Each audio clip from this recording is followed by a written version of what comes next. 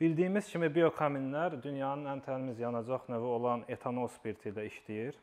Təyinatı üzrə biokaminlər daha çox baca olmayan yerlərdə istilik əldə etmək məqsədi ilə istifadə olunur və bura daha çox restoranlar, otellər aid edilə bilər. Heç bir qaz xəttinə və bacaya ehtiyac yoxdur. Kamin pultla idarə olunur və biz burada monitordan alovun səviyyəsini və yanacağın miqdarını görə bilirik. Eyni zamanda alovun səviyyəsini artırıb azalda bilirik ki, bizim burada 6 səviyyə seçimimiz mövcuddur. Yanacaq doldurma prosesi nasos vasitəsilə həyata keçirilir. Gördüyümüz kimi etanoldur. Nasosun bir tərəfini etanolu içərisinə daxil edirik. Digər tərəfi isə buradan taxırıq.